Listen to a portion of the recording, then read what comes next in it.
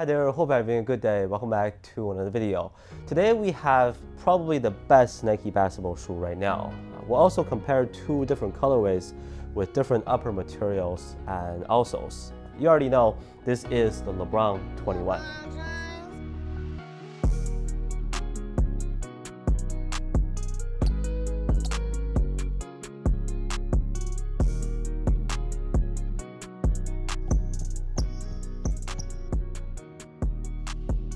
So like the LeBron 20, retail price stays at $200 US. It's basically Nike's most expensive hoop shoe and technically the flagship signature line.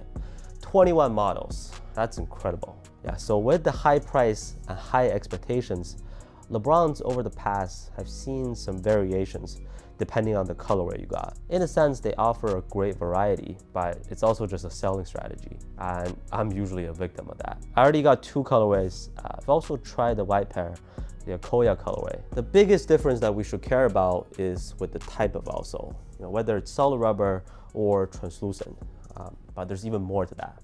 And now let's get right into all that good stuff. I'll try to make it short with the packaging and all that.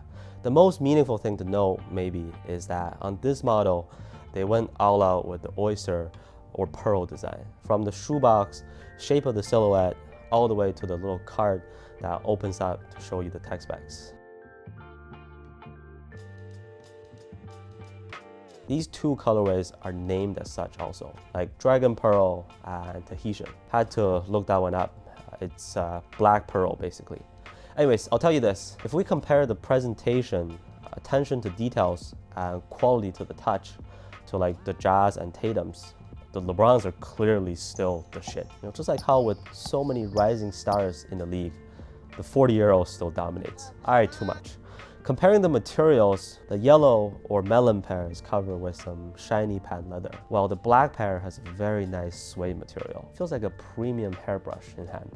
I like the way it shines a little bit and how they matched it with a shaded swoosh plus an iridescent heel. It's still a very complicated traction pattern, and we'll get to the different types of rubber very soon. One more very important thing, like these two pairs already have a big difference in weight. The black pair is even lighter than the LeBron 20, 415 grams for size 10.5. So it gives you good speed for faster playing styles. But the Dragon Pearl pair is heavier at 444 on the scale. So 30 grams worth of difference, and I could feel it on the court. As in like, I just felt faster and lighter in the black pair. As to how the LeBron 21 performs on the court, cushion is still a strength. While being a LeBron shoe, cushion has never really disappointed. This midsole gives you a perfect balance between softness and responsiveness. On the 21, the most important change to me is stability at the back. Heel compression is not as crazy. Instead, you get some really nice added stability with that heel counter and caging. So for those worried about the heel being too soft like the previous version, this issue has been resolved. You do get a safe landing, and it's good to go for heavier and bigger players. While we're here, I was a little worried about any potential heel slippage, given the shape of the heel cap, but there isn't any. Very secure and good impact protection. Forefoot cushion is good too, by the way, and transition is pretty smooth. Now with the traction, so here's the interesting part. I was thinking that the solid rubber might perform better, but let's say on the same dusty court, the translucent outsole actually gripped a little bit harder from my experience. Because we are comparing the two along the way. So even if they're both good, to pick one over the other, I'd say this green translucent outsole was honestly better, surprisingly. But as a reference, they both have top tier traction already. Like if the solid rubber version was an 8 out of 10, translucent outsole here, I gave it a 9 out of 10. However, I'm not sure if the purple colorway will also be this good, because technically that's slightly different too.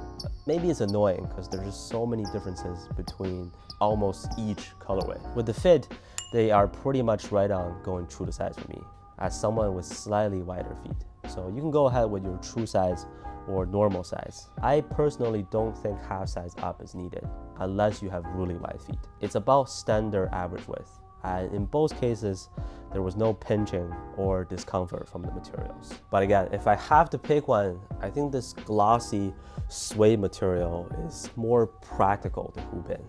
But I do really like the looks of this, because I missed out on the LeBron 18 melon tint release, the one he wore during the bubble finals. So I had to cop this time. The patent leather version has a smooth texture, but creases pretty easily. And I can imagine like much later on, the way it folds might start to bother some people. However, to be fair, the comfort level in general is really good.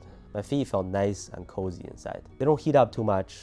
Excellent padding with that quilted finish. Ever since last year, the LeBron line all of a sudden had a huge turn to now being a more versatile shoe for more types of players, instead of being the usual heavy and chunky shoe loaded with premium tech.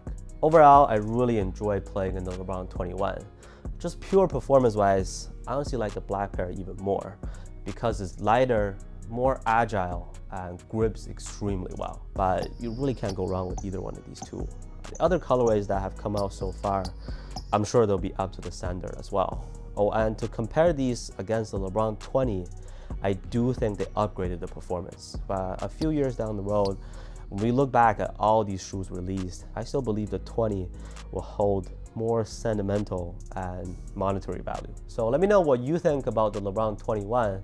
If you copped already, please feel free to share your experience down in the comments. Thank you so much for watching, and I'll see you on the next one.